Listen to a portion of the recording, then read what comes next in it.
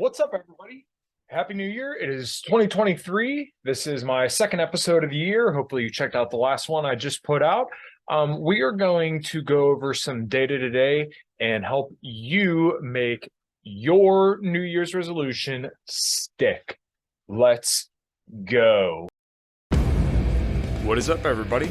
My name is Kyle Matovcik. I am the host of the In Liberty and Health podcast, where we talk all things liberty, health and wellness, and beyond. My hope is to encourage and spread the message of liberty and physical and mental well-being. I hope you enjoy all the topics we talk about with our guests. We're on all major streaming platforms, so please sit back, relax, and enjoy. Man, I'm doing as good as anyone can do getting buried by his 13-year-old son on leg day. I'm not going to apologize for not being on this podcast because I got to go see Metallica. So if that's a problem, kiss my ass. Okay? All right.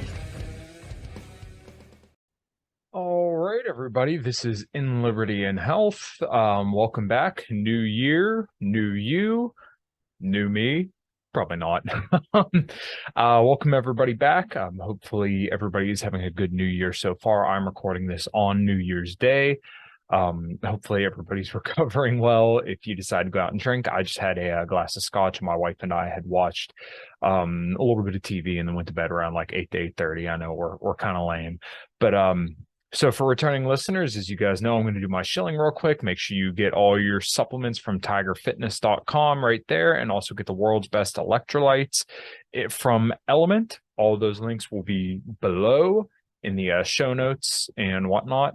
But the reason why I wanted to record this podcast specifically today is to hopefully help you in your weight loss goals. I've done a bunch of these solo podcasts on protein metabolism, weight loss tips, muscle development, different like workout splits and all sorts of other stuff that hopefully have been very, very helpful for you. And if you're new here, then feel free to go back through the archives and check out all the podcasts, specifically the ones where I talk to health professionals, or just a solo cast that I've done in previously that would hopefully help you get towards new goals, or maybe develop a workout program or whatever. And then obviously I'm always available through Twitter, Facebook, all the usual stuff. You can find me at KYLEMATOVCIK, pretty much everywhere where you can find people. I'm not on Instagram, although I feel like maybe I should be, but that's neither here nor there.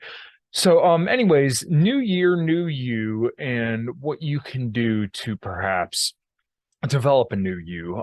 Part of developing a new you is literally developing a new identity. So I am no longer the same person that I was 2 years ago, even maybe 3 years ago, 4 years ago, 5 years ago. When I first met my wife, I was 250 pounds. I've elaborated on this podcast and other podcasts. I was much, much heavier. I didn't look anything like I look right now. But part of that was literally developing a new identity, that I no longer wanted to be a 250-pound person. That I wanted to be more healthy, that I wanted to be a more robust and athletic individual through losing weight, through diet, through exercise, through discipline. All those things, I had to develop a new person. I was still Kyle Matovcik back then, but I'm a different Kyle Matovcik now. And that was a very necessary thing for me to develop. Let's get a new person, to develop new habits and new discipline to make me into a better individual. So, everybody gets all hyped up about the new year and they want to do all this stuff and they want to commit themselves to a workout program and stuff like that. And I'm all for that. But the problem is that sexy motivation of the new year, new you can wear off pretty quick. So what can we do to help fortify you and fortify the people listening to this and the people you may share this with, so that way they can continue down that path beyond January 7th to February to 2024 even, or, if you're listening this year later, 2025 or whatever. How can we sustain those lifestyles and different behaviors so that way you can maintain your new identity and your new self, to hopefully live a life full of liberty and health, as this podcast is mostly surrounded and the topics that we talk about are based on. We're going to go over some studies, some meta-analysis, and we're going to go through some different stuff that can hopefully help you incorporate this into your lifestyle. So hopefully you can transform yourself into a better person. So I don't have any I'm not a doctor. I'm just a mechanic who hosts a podcast and talks to all sorts of professionals in their fields about how to improve your life, and also talk to people in the libertarian sphere about political change or just topics of the day. I am a certified personal trainer, but I do help people with diets and programs and stuff like that to hopefully just make their lives better. So without further ado, we're gonna do a little share screen here as I always do, and we are going to kind of review some of this stuff that I got going on here, and we'll keep it pretty basic. So let's go here. What is a diet? A diet is defined as the kind of foods that a person, animal, or community habitually eats. You can see selection of food and drink, food, provisions, whatever. The second definition they give is a special course of food to which one restricts oneself either to lose weight or for medical reasons. I just want to kind of give a little bit more of a cohesive idea to that. So a diet should almost be a lifestyle. I hear people talk about this a lot, that if you can't see yourself doing this diet for the rest of your life, then why would you do it for a day, a week, or whatever? It's World Carnivore Month, right? Not that I necessarily have anything against the carnivore diet, but you don't need to be that extreme to see results. The sexy thing about a carnivore diet or a ketogenic diet, which I've elaborated on different podcasts, I believe it was episode 105 where I did low carb cure all. The weight comes off very, very fast, right? Initially, it's still calories in, calories out, but the weight you lose with a carnivore diet or a low carb diet, it comes off very fast because you lose all your glycogen stores. So you lose a lot of water weight, which is going to make it look like you're just seeing these rapid results really fast. And look, that shit is very, very, very addicting because, the dopamine of you transforming so fast is going to be awesome. Hey, look, I lost 10 pounds in a week. Holy crap. So that encourages you to keep doing that. But, if you listen to my podcast with Alan Flanagan just a couple weeks ago, we elaborate on some of the risks that may entail. And that's not to say that everybody who goes on a carnivore diet is going to see skyrocketing LDL cholesterol and you're going to have a heart attack in the next week. But just some different considerations to have when you're kind of thinking about the diet that you want to go on. So that being said, your diet should be something that you can sustain. As I kind of elaborated on throughout this podcast so far, sustainability is a very, very important thing because anybody can do a diet for a day. Anybody can do a diet for a few hours. But in order to make long-lasting and consistent change, then you need to be able to apply this consistently. You need something that you can adhere to.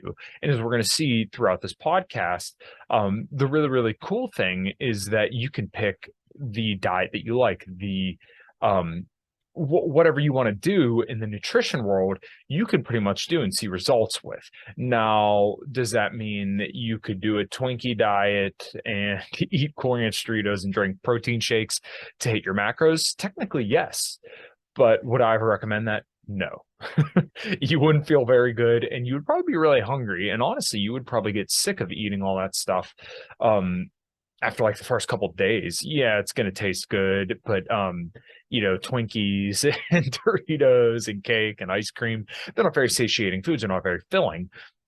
So that being said, you want to opt in for a little bit more whole foods or foods that you really enjoy that actually bring you a little bit more satiety. So that way you don't get those same feelings as you do after you eat a whole bag of chips, because a bag of chips is just, a little piece of potato fried in oil with some seasonings, and it tastes really good. But once again, you're not going to be very satiated.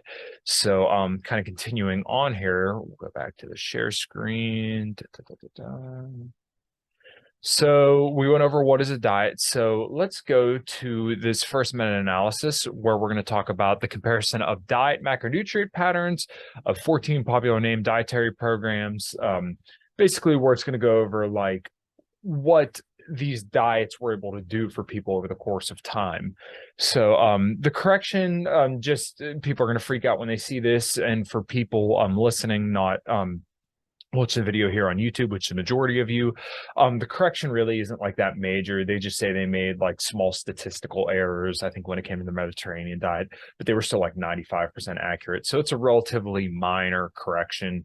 But you know, I'll link this stuff in the show notes below, so that way if you're really concerned about it, if you think I'm bull crapping you, then you can go check it for yourself. So in the abstract, the objective was to determine the relative effectiveness of dietary macronutrient patterns and popular name diet programs for weight loss and cardiovascular risk factor improvement among adults who are overweight or obese. The design was a systematic review and network meta-analysis of randomized trials. They give you the sources right there. The study selection, and the study selection is basically just the criteria to fit into this meta-analysis, because a meta-analysis is a study of studies. So they group together a bunch of studies that have similar parameters to kind of hone in on a greater point that all these studies seem to make. So obviously you can't really take all this stuff to the bank, but when it comes to meta-analysis, that's kind of like the height of overall evidence and data, as in that's going to be your gold standard, if you will, as in it's going to kind of give the clearest picture of what the aggregate of data says. So the study selection randomized trials that enrolled adults who are older than 18 years old and who are overweight, and they have a body mass index of 25 to 29, which I'm actually in. I want to say my BMI is around like 27. I'm about like around 6 foot tall right now, like 197-ish pounds. But yeah, so they enrolled people who were in the body mass index of basically 25 to 30 to a popular diet, name diet, or an alternative diet. The outcomes were changes in body weight, low density lipoprotein, that's your LDL, cholesterol, high density lipoprotein, HDL cholesterol, systolic blood pressure, diastolic blood pressure, and C-reactive protein at the 6-month and 12-month follow-up. Your C-reactive protein, for those who don't know, that is just a measure of overall cardiovascular event risk. You can get that done whenever you go get your blood checked, and that will kind of give you like a loose idea of what your risk is for a cardiovascular event. Generally, you're going to want to see it under, I think it's like 0.5, if I remember correctly. It's been a couple of years since I had my blood checked, but What's up, everybody? We're going to take a quick break and tell you about the show's sponsors. We are brought to you by LMNT electrolytes. I've been using this stuff for years, and what I've honestly found is that if I didn't have electrolytes before some kind of cardio, and sometimes even before workouts, that my workout performance, or definitely cardio performance, would suffer greatly. Sodium is responsible for every single movement pretty much in your entire body, and let's say you drink a lot of caffeine like I like to do, then maybe it is a good idea, like I do every single morning, put some LMNT chocolate electrolytes there in your coffee to get a little bit more sodium, potassium, and magnesium in your coffee, so that way whatever diuretic effect you get from the caffeine is pretty much diluted by the fact that you put chocolate salt in it. Also, it tastes really, really good. Get some chocolate cream or hazelnut cream or even coconut, and mix that all up. It tastes really, really good. So yeah, make sure you drop by, go to drinklmnt.com/inlibertyandhealth and pick you up some electrolytes today. All right, guys, thanks. Anyways, the review methods were 2 reviewers independently extracted data on study participants, interventions, and outcomes, and assess risk of bias, certainty of evidence using the grading, recommendations, assessment, development, and evaluation approach. The Bayesian framework informed a series of random effects on network amount analyses to estimate the relative effectiveness of the diet. So what were the results? We're going to go over the results now. 121 eligible trials with 21,942 patients were included and reported on 14 named diets and 3 control diets. Compared with the usual diet, low carb and low fat diets had a similar effect at 6 months on weight loss and reduction in systolic blood pressure and diastolic blood pressure. Sorry, I'm not going to read the exact like measurements for that. Like I said, all this stuff will be in the show notes below if you guys want to read through that. I'm just going to kind of read these studies just to help kind of just give you the information. So moderate macronutrient diets resulted in slightly less weight loss and blood pressure reductions. Low carb diets had less effect than low fat diets on moderate macronutrient diets on reduction in LDL cholesterol. but an increase in HDL cholesterol, whereas low fat and moderate macronutrient did not. So the reason why they may not have seen a overall reduction in LDL cholesterol on a low carb diet is because on a low carb diet, typically your fat content is going to be a little bit higher than it would be on a low fat diet, obviously. So low carbohydrate diets typically tend to focus on eating perhaps some foods that may contain more saturated fat, which in some individuals tend to increase your LDL cholesterol. So that may explain a little bit of the difference in the LDL cholesterol. Once again, check with your doctor just to see what they say and kind of assess your overall risk and obviously what you're most comfortable with when it comes to your diet and what your blood markers say. Among popular name diets, those with the largest effect on weight reduction and blood pressure in comparison with the usual diet were Atkins and Zone at 6 months, all moderate certainty. No diet significantly improved levels of HDL cholesterol or C-reactive protein at 6 months.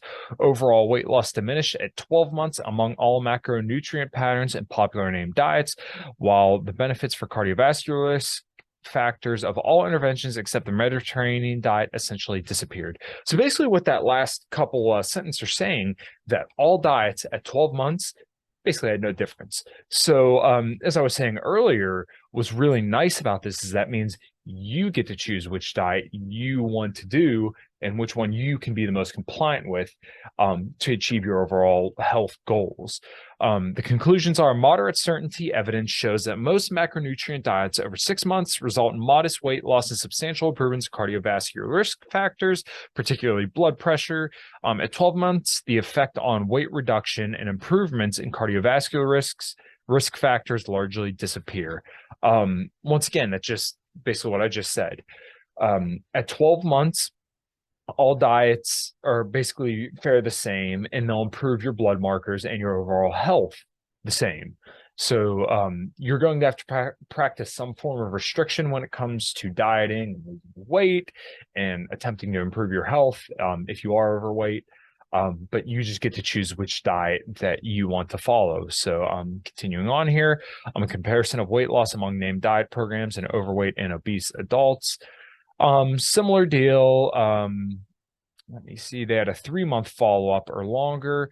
Let me see, just to kind of give you the takeaways.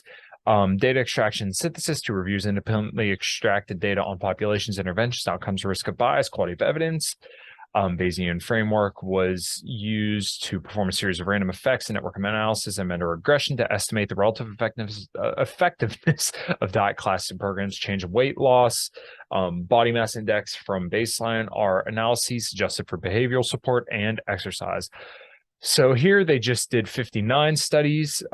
So 59 eligible articles reporting 48 unique randomized trials, including 7,286 individuals, and compared with no diet. The largest weight loss was associated with low carb diets and a 6-month follow-up and 12-month follow-up, and low-fat diets at 6-month follow-up and individual diet, sorry, I lost my place here.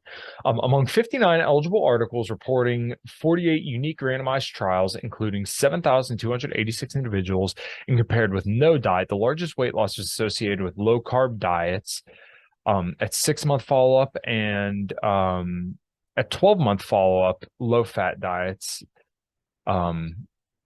Weight loss differences between individual diets were minimal. So kind of the takeaway from the first couple sentences is that low carb seemed to lose more weight, but this could be explained by what's called the doubly labeled water effect, which basically low carb diets tend to perform, they'll show greater energy out because the way that the keto diet basically works is that you're going to be exhaling more CO2 just for a brief period of time, and the overall weight loss can be a little bit greater initially because of the loss of body water, so that could explain a little bit of that.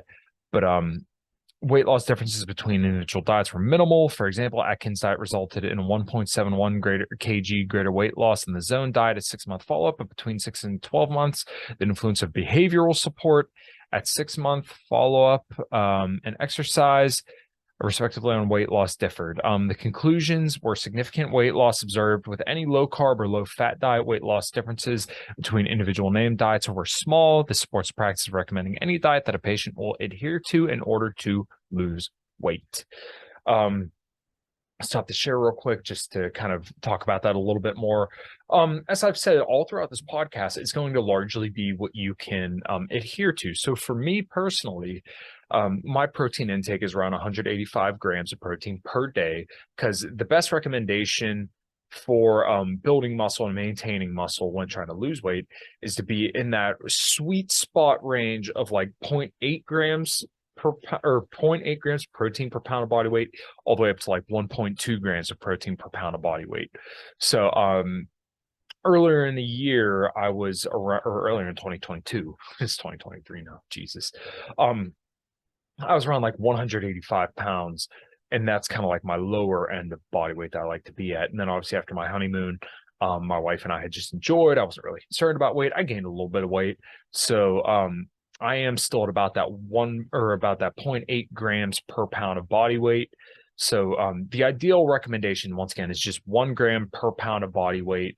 That's going to get you in your range for, losing weight, gaining weight, or just maintenance.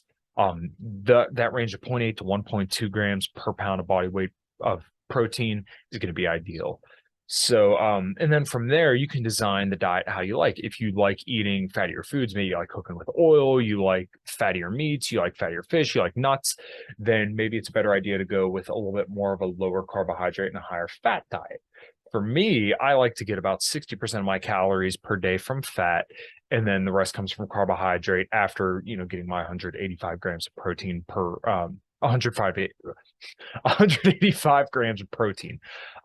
Sometimes that differs, where maybe I'll be like 185 grams of protein, or maybe even like 195 grams of protein, with 50% of the remaining calories coming from carbs and 50% of the calories coming from fat, sometimes maybe even a little bit higher.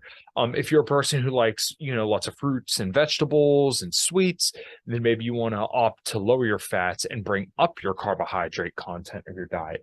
That's going to be, once again, completely up to you and what you can adhere to better. So the other reason why I like to recommend protein and increasing protein in a diet is because there's been rigorous research done and plenty of different trials done that show that protein tends to be the most satiating macronutrient.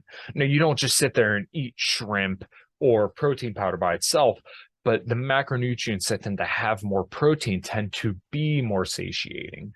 So we're going to review a little bit of science on that as well. So let's get back over here. So this meta-analysis sought to answer the question, are dietary proteins a key to successful body weight management? This was really, really interesting study.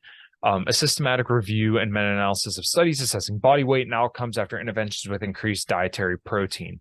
The abstract, we're going to read this. The primary aim was to systematically review the current evidence, investigating if dietary interventions rich in protein lead to improved body weight management in adults with excessive body weight. The secondary aim was to investigate potential modifying effects of phenotyping. A systematic literature research in PubMed, Web of Science, and Cochrane Library identified 375 randomized control trials with 43 unique trials meeting the inclusion criteria. The Cochrane collaboration tool was used for a thorough risk of bias assessment based on 37 studies evaluating effects of dietary protein on body weight.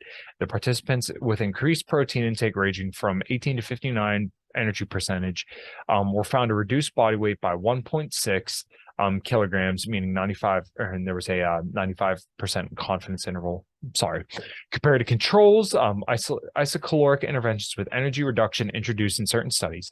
Individuals with prediabetes were found to benefit more from a diet high in protein compared to individuals with normoglycemia, as in individuals without obesity risk allele, compared to individuals with obesity risk alleles. Thus, diets rich in protein would seem to have a moderate beneficial effect on body weight management. Something that might explain a little bit of this as well is that protein has what's called the thermic effect of food. So 100 calories of protein, your body will use generally anywhere from like 20 to 30% of those calories to consume that protein. So if you eat 100 calories, then you're going to get about only 70 of those calories net. So a conflict of interest statement. We'll breeze past that. But no, they don't have the summary here. But basically, what they had found with this study was that that eating more protein actually does tend to complement greater weight loss. So here we're going to continue on to another study from the Nutrition Journal. Effects of high protein versus high fat snacks on appetite control, satiety, and eating initiation in healthy women. This was kind of an interesting study, and I like the design of it because they gave them different snacks that contain different macronutrients and found that protein was more satiating.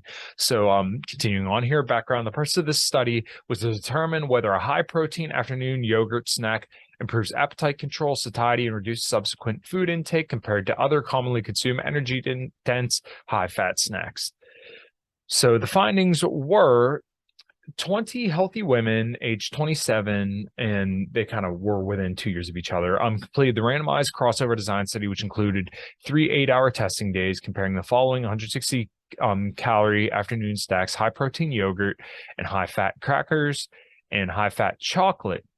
Participants were acclimated to each snack for 3 consecutive days. On day 4, the participants consumed a standardized breakfast and lunch. The respective snack was consumed 3 hours post-lunch. Perceived hunger and fullnesses were assessed throughout the afternoon until dinner was voluntarily requested. An ad libitum dinner was then provided. So ad libitum basically means you could eat as much as you like.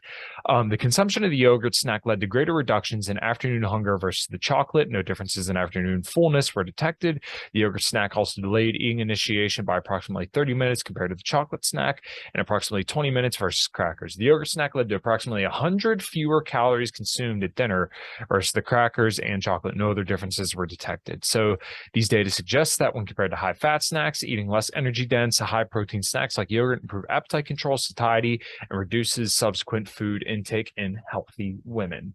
So what I've been told by different researchers is that actually it's difficult to find studies in women. It's actually better that they're doing studies in women because men and women are obviously different, but the way that people eat is obviously going to be relatively similar, but a lot of studies are just typically done in men. So what's that takeaway there for you? The takeaway would be that maybe having a protein bar or something, maybe like some jerky, that may reduce your cravings and the overall amount that you may eat later on in the afternoon versus just eating, reaching for the graham crackers or something like that with a piece of chocolate. And that's not to say that you can't have that stuff, but if you're looking to control your weight or improve your health, then you're going to need something that's going to help keep you full. Now, obviously, people don't just eat because they're hungry. They eat because of social cues. Like when I sit down to dinner with my wife, then we may want to have a drink, as in like an alcoholic beverage. We may want to have ice cream afterwards. This study, basically what you should take away from it is that if you eat a dinner that is perhaps higher in protein, then you may feel less compelled to eat something later. Now, that's not to say that you'll be hungry for longer, but that study seems to suggest that if you have a higher protein snack, then you won't be as hungry. Or when you go to, let's say, the buffet to eat whatever you want, you may end up eating less if you have protein a little bit earlier. So put another nail in that coffin here. I got one more study for you, and then we'll kind of close her out. Protein, weight management, and satiety. Reading from the abstract here, obesity with its comorbidities such as metabolic syndrome and cardiovascular diseases, is a major public health concern. To address this problem, it is imperative to identify treatment interventions that target a variety of short and long-term mechanisms. Although any dietary lifestyle change must be personalized, controlled energy intake in association with a moderately elevated protein intake may represent an effective and practical weight loss strategy. Potential beneficial outcomes associated with high protein ingestion include the following: increased satiety. Protein generally increases satiety to a greater extent than carbohydrate or fat and may facilitate a reduction in energy consumption under ad libitum dietary conditions. And increased thermogenesis, this is what I was saying earlier. Higher protein diets are associated with increased thermogenesis, which also influences satiety and augments energy expenditure. In the longer term, increased thermogenesis contributes to the relatively low energy efficiency of protein, and 3, the maintenance or accretion of fat-free mass in some individuals of moderately higher protein may provide a stimulatory effect on muscle protein anabolism, favoring the retention of lean muscle mass while improving metabolic profile. Nevertheless, any potential benefits associated with moderately elevated protein intake must be evaluated in the light of customary dietary practices and individual variability. So I don't want to belabor this too much. There's a whole lot here. This will be in the show notes below, so we'll just skip down here to the conclusion. Body weight management is a complex task involving the interplay of behavioral components with hormonal, genetic, and metabolic processes. So to just kind of deviate from here for a second, weight loss is a behavioral thing. It still comes down to the food you consume versus the energy that you expend, but that is a behavior. You have to master the behaviors of improved diet and exercise or whatever you're going to do to help increase the energy out. I am stoked to tell you guys about the show's new sponsor. I am now working with MTS Nutrition, which is a brand that I've believed in for a very long time, and they run awesome cells and they have awesome products.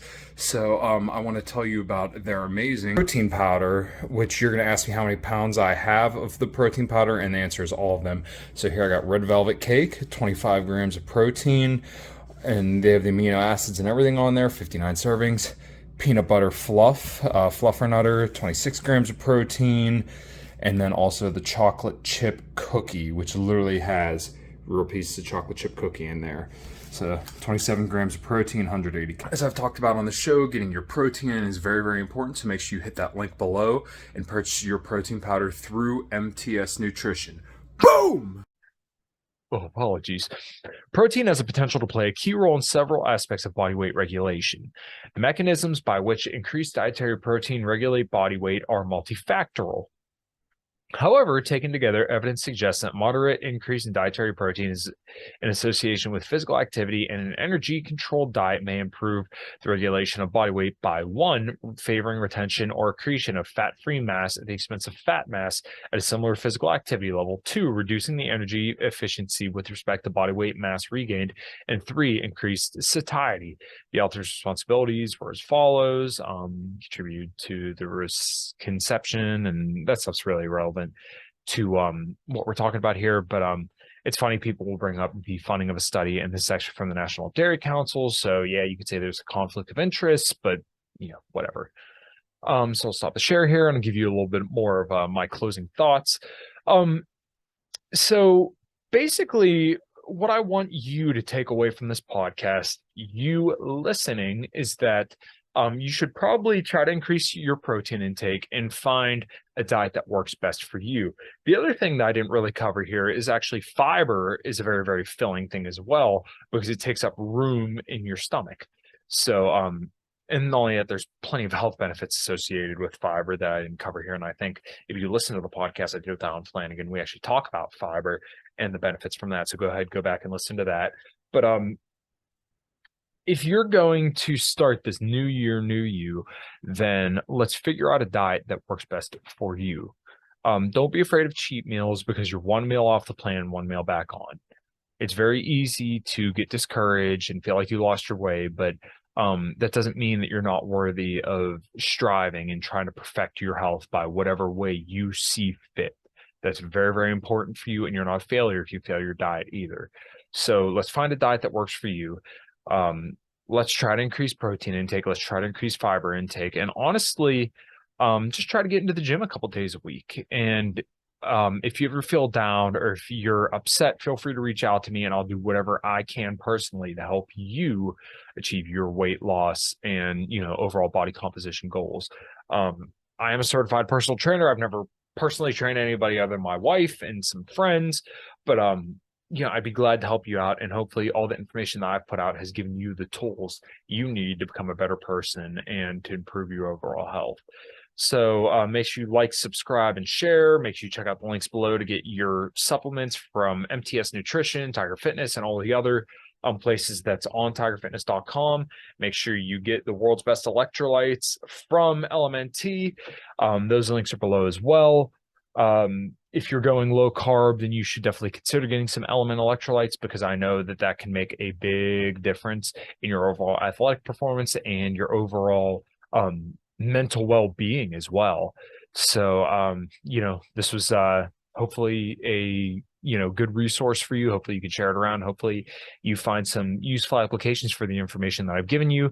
Feel free to check out the show notes below just to read up on the studies for yourself in case you think I'm pulling the wool over your eyes. And until next time, guys, take care.